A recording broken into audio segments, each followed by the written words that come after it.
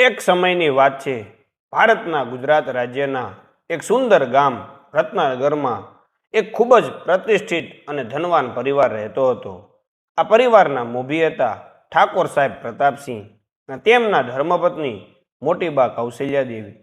મોટીબા કૌશલ્યા દેવી તેમની કડક ચિસ્ત અને ઘરના રિવાજો પ્રત્યેના આગ્રહ માટે આખા રત્નનગરમાં જાણીતા હતા.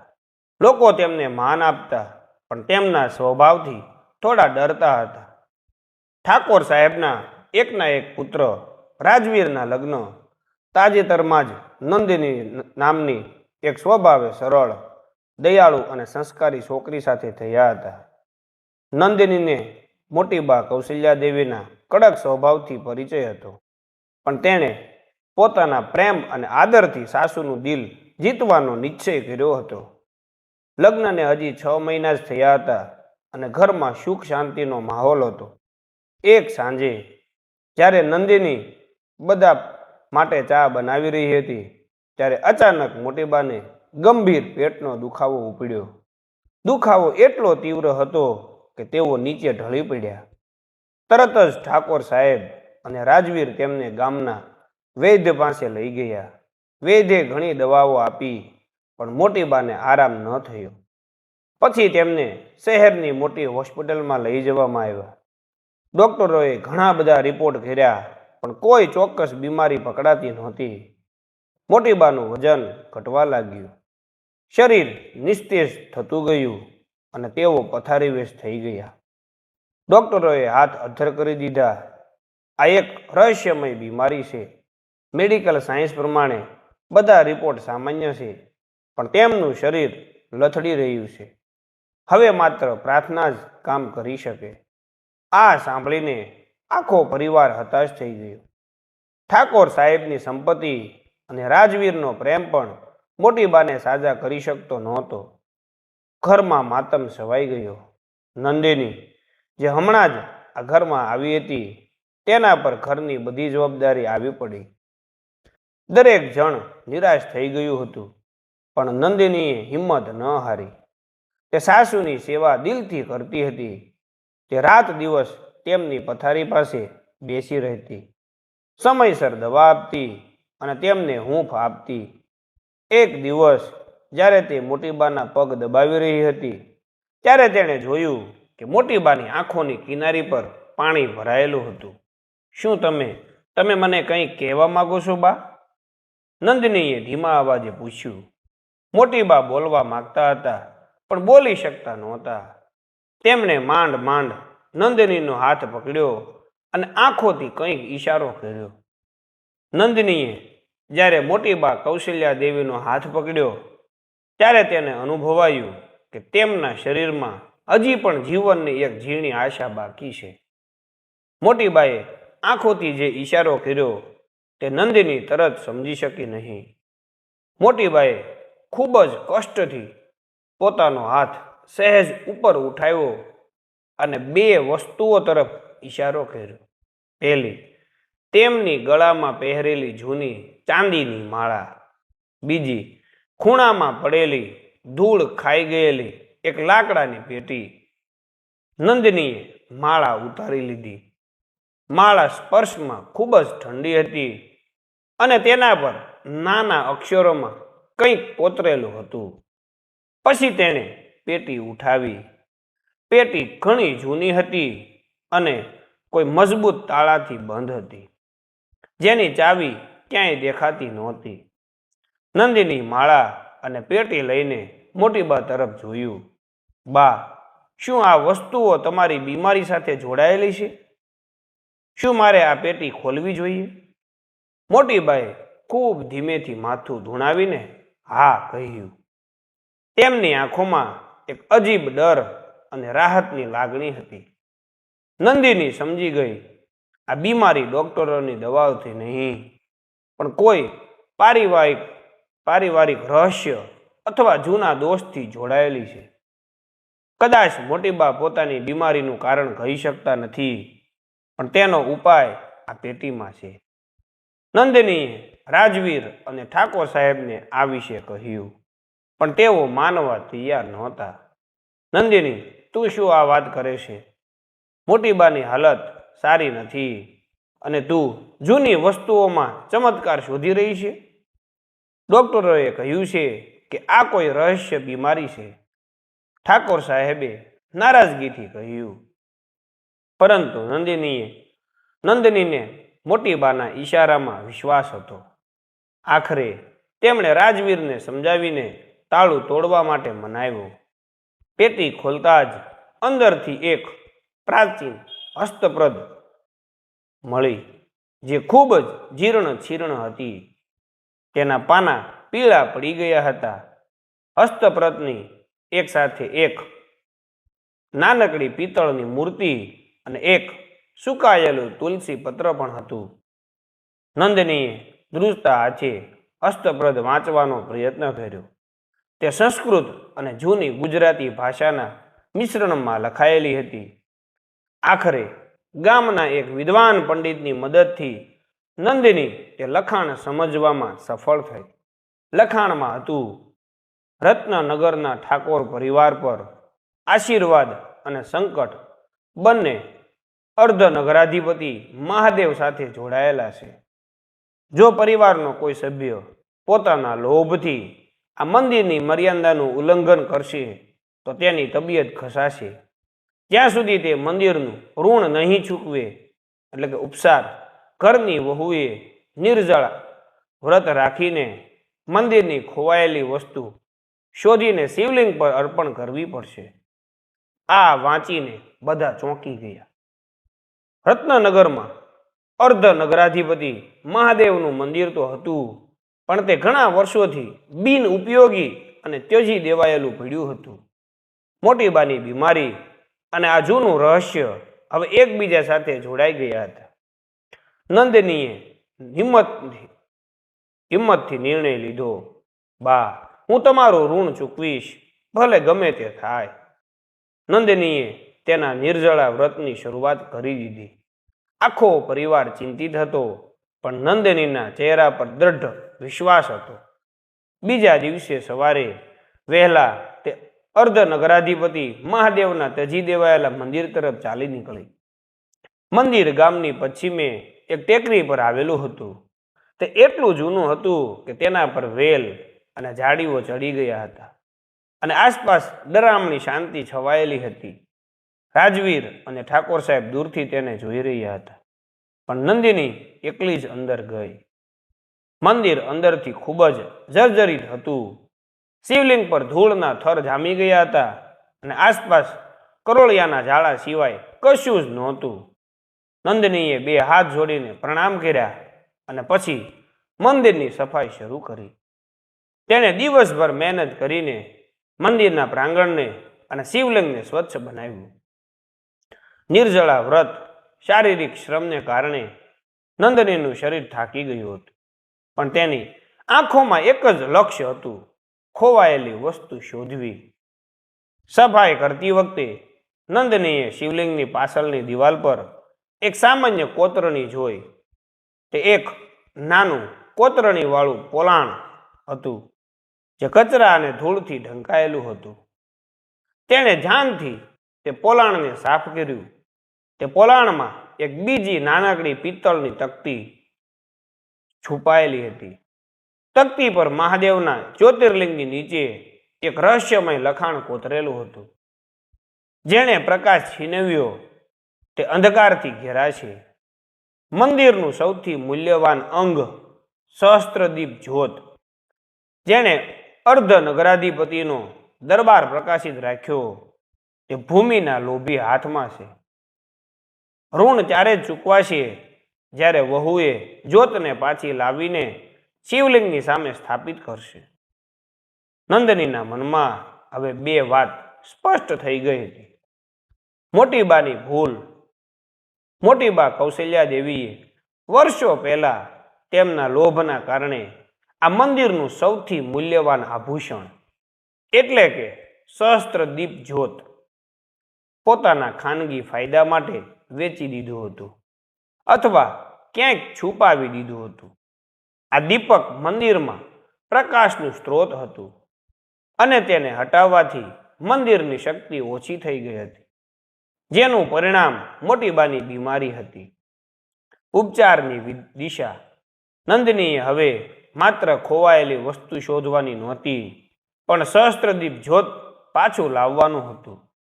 નંદનીએ દીપકની શોધ શરૂ કરવા માટે મંદિરની આસપાસની જૂની નોંધો અને ઇતિહાસના પુસ્તકો શોધવાનું શરૂ કર્યું. તેને ઠાકોર સાહેબના જૂના સરકારી દસ્તાવેજોમાંથી જાણવા મળ્યું કે લગભગ 30 વર્ષ પહેલા જ્યારે મોટીબા યુવાન હતા, ત્યારે તેમણે એક દૂરના શહેર ધનાપુરના એક પ્રતિષ્ઠિત જ્વેલર વજુભાઈ શેઠને મોટી કિંમતના પ્રાચીન પિત્તળના દીપકનું વેચાણ કર્યું હતું. નંદિની તરત જ સમજી ગઈ કે તે દીપક બીજું કંઈ નહીં પણ સહસ્ત્રદીપ જ્યોત જ હતું. મોટીબાને બચાવવા માટે નંદનીએ ધનાપુર જવાની તૈયારી કરી, પરંતુ ત્યાં પહોંચતા પહેલા તેને એક ભયાનક ખબર પડી. નંદનીએ રાજવીરને તૈયાર કર્યો અને બંને ધનાપુર જવા રવાના થયા. ધનાપુર એક મોટું ઔદ્યોગિક શહેર હતું. વજુભાઈ શેઠની દુકાન શોધતા તેમને બહુ વાર ન લાગી. વજુભાઈ શેઠ વૃદ્ધ અને ભોળા સ્વભાવના હતા. નંદનીએ નમ્રતાપૂર્વક વજુભાઈ શેઠને 30 વર્ષ પહેલા વેચાયેલા પ્રાચીન પિત્તળના દીપક વિશે પૂછ્યું. શેઠજી, શું તમને યાદ છે? રત્નનગરના ઠાકોર પરિવારમાંથી કૌશલ્યા દેવીએ તમને એક સુંદર સહસ્ત્રદીપ જ્યોત નામનો દીપક વેચ્યો હતો. વજુભાઈ શેઠે થોડું યાદ કર્યું અને નિસાસો નાખ્યો. હા, મને બરાબર યાદ છે. તે દીપક ખરેખર અદ્ભુત હતો.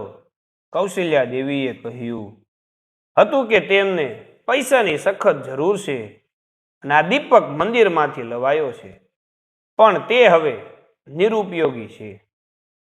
નંદનીએ આશાથી પૂછ્યું, તો શું તે દીપક હજી તમારી પાસે છે? અમે તે પાછો લેવા માગીએ છીએ. વજુભાઈ શેઠે દુઃખી થઈને માથું ધૂણાવ્યું. બેન, અહીં જ મુશ્કેલી છે. તે દીપક મારી પાસે બહુ લાંબો સમય ટક્યો નહીં. 1 વર્ષ પછી ધનાપુરના સૌથી મોટા વેપારી શેઠ ધરમપાલ ગુપ્તા મારા ઘરે આવ્યા. તેમને તે દીપકની ચમક એટલી ગમી ગઈ કે તેમણે મને મોં માંગી કિંમત આપીને તે ખરીદી લીધો. મેં તેમને કૌશલ્યા દેવી વિશે જણાવ્યું હતું અને તેમને કહ્યું હતું કે આ દીપક માત્ર શણગારની વસ્તુ નથી, પણ તેમાં કોઈ ધાર્મિક શક્તિ રહેલી છે. સૌથી મોટી મુશ્કેલી. ધરમપાલ ગુપ્તા માત્ર ધનાપુરના જ નહીં, પણ આખા રાજ્યના સૌથી કઠોર અને લોભી વેપારી તરીકે જાણીતા હતા. તેમની સંપત્તિનું ઘમંડ એટલું હતું કે તેઓ કોઈની વાત સાંભળતા નહોતા, અને એકવાર જે વસ્તુ તેમની બની જાય તે પછી ક્યારેય પાછી આપતા નહોતા. નંદની અને રાજવીર હવે શેઠ ધરમપાલ ગુપ્તાને મળવા પહોંચ્યા. તેમનો બંગલો કોઈ મહેલથી ઓછો નહોતો. શેઠજી પોતાના દરબાર જેવી ઓફિસમાં બેઠા હતા. નંદનીએ સાસુની બીમારીની સંપૂર્ણ વાત જણાવી અને નમ્રતાથી વિનંતી કરી કે દીપક જ્યોત એમના જીવનની આશા છે. કૃપા કરીને તે પાછો આપી દો. શેઠ ધરમપાલ ગુપ્તાએ હસીને કહ્યું, જુઓ વહુબેન, આ દીપક મેં કાયદેસર રીતે ખરીદ્યો છે. તેની પાછળની વાર્તા સાચી હોય કે ખોટી, પણ આ વસ્તુ મારી છે. હું કોઈ ધર્મની વાર્તા સાંભળવા નથી માંગતો. જો તમારે તે દીપક પાછો જોઈતો હોય તો તમારે મારી એક શરત પૂરી કરવી પડશે. કહો, શું શરત છે? નંદનીએ હિંમત ભેગી કરીને પૂછ્યું. શેઠજીના ચહેરા પર એક અજીબ સ્મિત આવ્યું. મેં તમારા ઠાકોર પરિવારની પ્રતિષ્ઠા વિશે સાંભળ્યું છે. જો તમે મને તમારા વડીલોનું એટલે કે ઠાકોર સાહેબ પ્રતાપસિંહનું ચાંદીનું કુળ ચિહ્ન સિલ્વર ફેમિલી ક્રેસ્ટ લાવી આપો, જે પેઢી દર પેઢી તમારી પાસે રહેલું છે, તો જ હું આ દીપક પાછો આપીશ. આનાથી ઓછું કંઈ મને સ્વીકાર્ય નથી. નંદિની અને રાજવીર આ સાંભળીને હેબતાઈ ગયા. તે કુળ ચિહ્ન માત્ર એક વસ્તુ નહોતી, પણ તેમના પરિવારનું માન અને ઓળખ હતું. એ આપી દેવું એટલે પોતાની પ્રતિષ્ઠા પર પાણી ફેરવી દેવું. નંદિની એક મૂંઝવણમાં ફસાઈ ગઈ. સાસુનો જીવ બચાવવો કે પરિવારની પ્રતિષ્ઠા? શેઠ ધરમપાલ ગુપ્તાની શરત સાંભળીને રાજવીર ગુસ્સાથી લાલચોળ થઈ ગયો. શેઠજી, તમે શું કહી રહ્યા છો? અમારા પરિવારનું કુળસિંહ એ અમારી 7 પેઢીની ધરોહર છે. અમે તે કોઈ પણ કિંમતે ન આપી શકીએ. ભલે બાને કંઈ પણ થાય. પણ નંદનીએ રાજવીરનો હાથ પકડીને તેને શાંત કર્યો. તેણે ઊંડો શ્વાસ લીધો અને શેઠ ધરમપાલ ગુપ્તા તરફ સ્થિર નજરે જોયું. શેઠજી, નંદનીએ દ્રઢતાથી કહ્યું, હું તમારી શરત સ્વીકારું છું. હું તમને કુળસિંહ લાવી આપીશ, પણ મારી પણ એક શરત છે. હું જ્યાં સુધી કુળસિંહ ન લાવું ત્યાં સુધી તમે દીપકને કોઈ બીજાને વેચી શકશો નહીં. શેઠ ગુપ્તા હસ્યા. વાહ, ઠાકોર પરિવારની વહુમાં દમ છે. ભલે 1 અઠવાડિયામાં કુળસિંહ લાવો અને દીપક લઈ જાઓ. રાજવીર અને નંદિની ભારે હૃદયે રત્નનગર પાછા ફર્યા. ઠાકોર સાહેબ પ્રતાપસિંહને જ્યારે આ વાતની જાણ થઈ ત્યારે તેઓ ગુસ્સા અને દુઃખથી ભાંગી પડ્યા.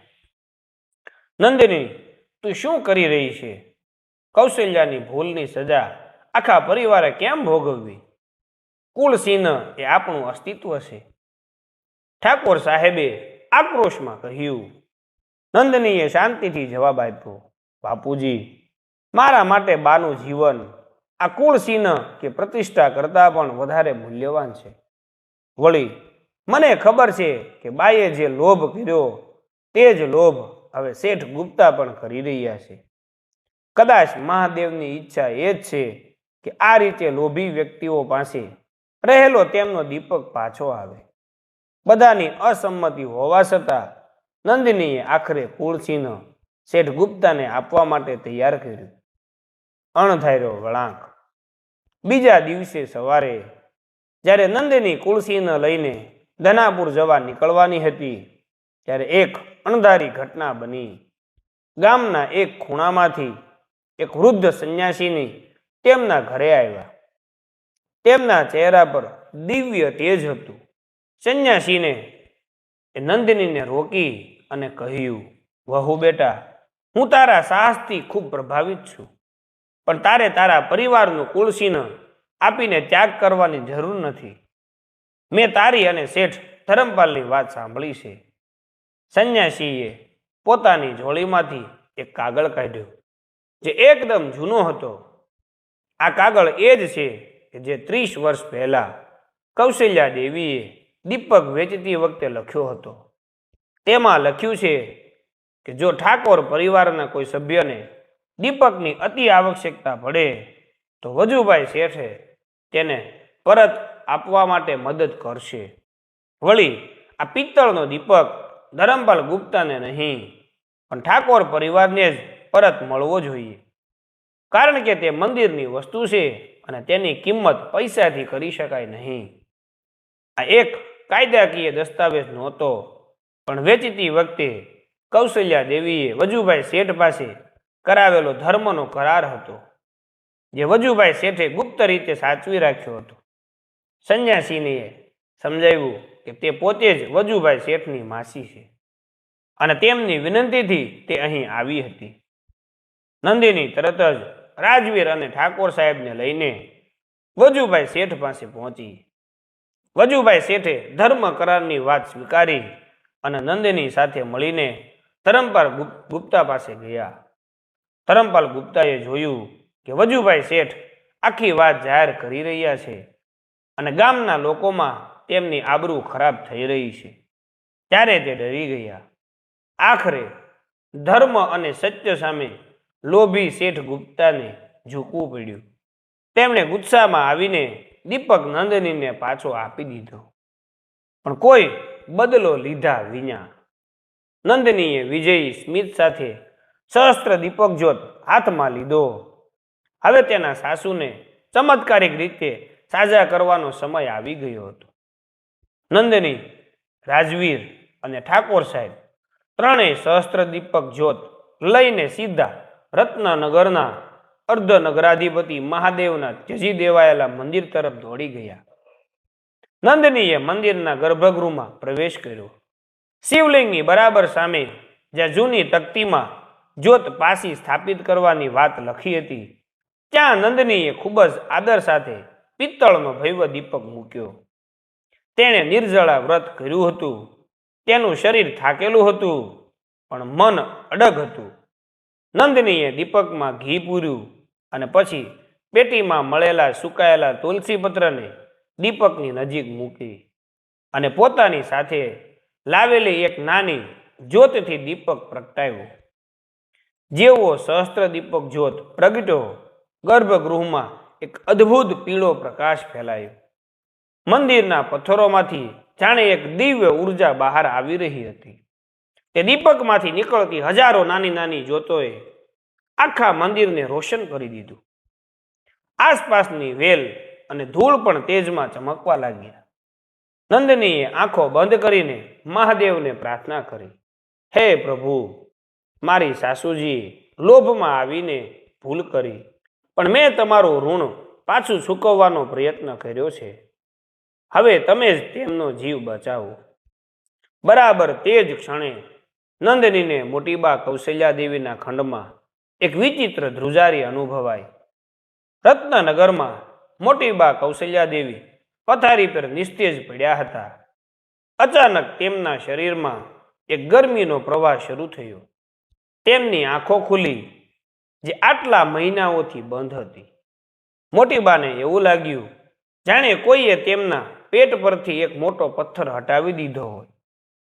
જે રહસ્યમય બીમારીએ તેમને બાંધી રાખ્યા હતા, તે મહાદેવના દીપકના પ્રગટાવવાથી ક્ષણભરમાં અદૃશ્ય થઈ ગઈ.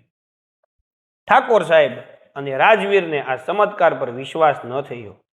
તેઓ તરત જ મોટીબા પાસે દોડી ગયા. મોટીબા પથારીમાંથી ઊભા થવાનો પ્રયત્ન કરી રહ્યા હતા. હું હવે બિલકુલ સ્વચ્છ છું. મોટીબાએ કમજોર પણ સ્પષ્ટ અવાજે કહ્યું, મને લાગે છે કે જાણે કોઈએ મારા શરીર પરથી બધો ભાર હટાવી દીધો હોય. દીપક પ્રગટ્યો. મને અહીં સુધી તેની ઉર્જા અનુભવાઈ. સાંજે જ્યારે નંદિની થાકેલી પણ ખુશ થઈને ઘરે પાછી આવી, ત્યારે મોટીબા કૌશલ્યા દેવી તેને જોતા જ ધ્રુજકે રડી પડ્યા. નંદિની, મારી વહુ, તે મને માફ કરી દીધી. મેં તારા પરિવારનું ભવિષ્ય અને મંદિરની શક્તિ વેચી દીધી હતી. મેં મારા લોભના કારણે ઘર અને પોતાનું શરીર બંને બગાડ્યા, પણ તે નિર્જળા વ્રત રાખીને અને બધા અવરોધો પાર કરીને મારો જીવ બચાવ્યો. તારો પ્રેમ જ મારા માટે મહાદેવનો સૌથી મોટો ચમત્કાર છે. મોટીબા કૌશલ્યા દેવીનો સ્વભાવ સંપૂર્ણપણે બદલાઈ ગયો.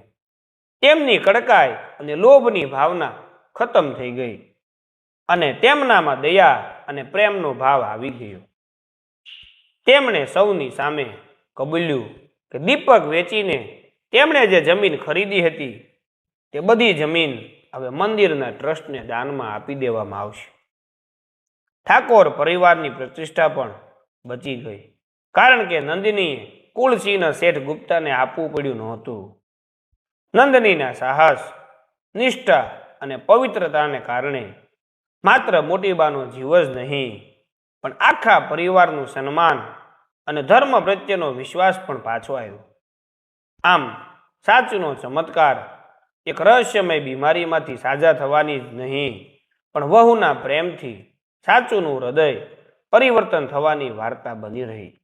તો આવી જ મિત્રો સરસ મજાની સ્ટોરી જોવા માટે અમારી ચેનલને લાઇક, સબસ્ક્રાઇબ અને શેર કરવાનું ભૂલતા નહીં. હવે મિત્રો આપણે ફરીથી નવા વિડીયોમાં મળશું. ત્યાં સુધી રજા આપજો. આવજો.